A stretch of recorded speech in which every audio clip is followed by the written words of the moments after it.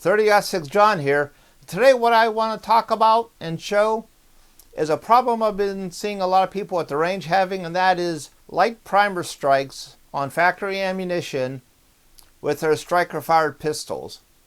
The striker-fired pistols have a different type of firing pin assembly. So let's do some testing and talk about it and see how we can improve reliability.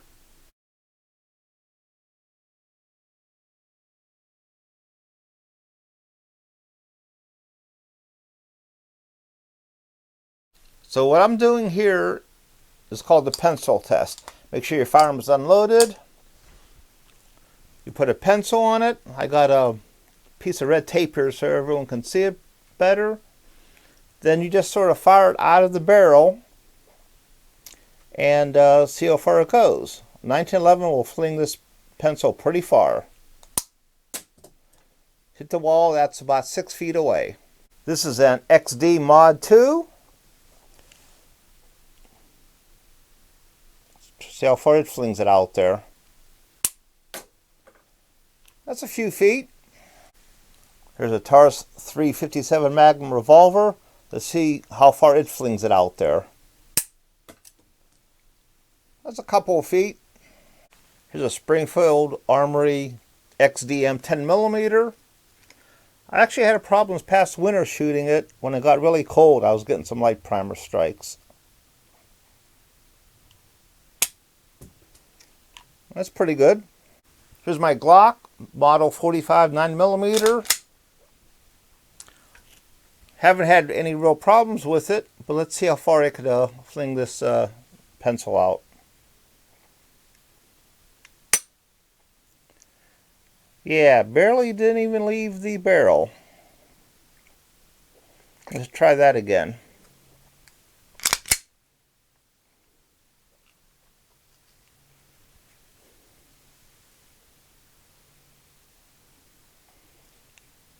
I put some red tape there on the end of the pencil. Nope, that's as far as it went. Here are the results of what's called the pencil test. The 1911 shot that pencil 7.5 feet. Taurus 357 Magnum 4 feet. XD Mod 2 4 feet. XDM 10mm 5 feet. The Glock 45, model 45 and 9mm, shot at 6 inches, about half a foot. Pencil didn't even leave the barrel, but I'll say it moved it 6 inches. What this test, the pencil test, shows is the amount of force and energy that the firing pin hits the primer with. People may not like a 1911, but one thing it doesn't have, any 1911, is a problem with light primer strikes. Striker-fired pistols, they do have an issue because their firing pin spring is quite a bit smaller, and they just don't hit the primer with that much energy. Let's see what we could do with the Glock 45 and see if we could get that pencil test to work a little bit better. The first thing that one should do is clean the firearm. A lot of people say that Glocks don't have to be cleaned, but in my Glock manual it says to clean it after every shooting session. If you go on the Glock website, they say to clean it after every shooting session. I have the pistol field stripped, and I cleaned it.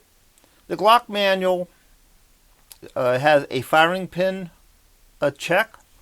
What you do is you pick up the slide, press in the firing pin stop here. When you shake it, you should hear the firing pin rattle in there. I could hear it rattling there.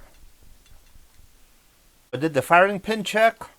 Let's lubricate the pistol according to the manual and see how it does on the pencil test. Alright, let's try the pencil test with the Glock.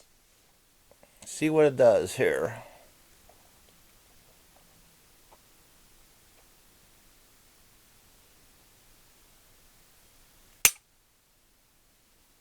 It almost left the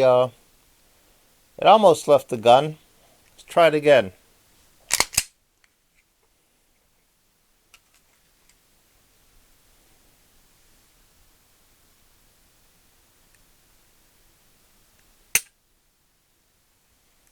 Yeah, it almost left the gun. Not quite. I have the pistol filled strip. And what I'm going to use is this Shooter's Choice Quick Scrub Polymer Safe. I'm going to squirt it down. Let me get this ready here. I'm going to squirt it right down this, the firing pin here.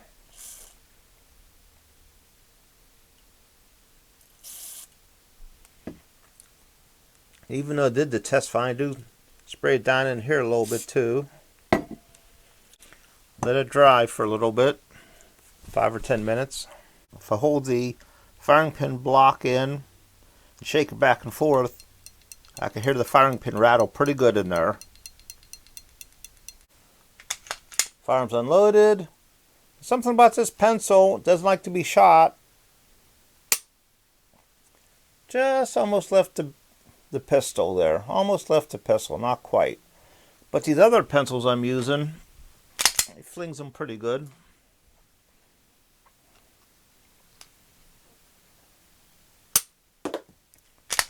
That one's not bad.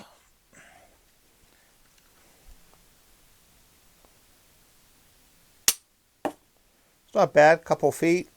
Well, that's not what I expected. I expected to see that original pencil shoot at least a foot or so. The pencil test didn't show what I wanted it to show. But still, the main takeaways are to clean your pistol, spend extra care on the firing pin channel. A lot of manuals, they don't want you to lubricate that. They say it attracts dirt and can slow up the firing pin. If you use the quick scrub that I showed, that'll clean out a lot of gunk. The Glock manual has a procedure for checking for the firing pin is free to move. That's all that I have for today. Hey everyone, thanks for watching and have a nice day.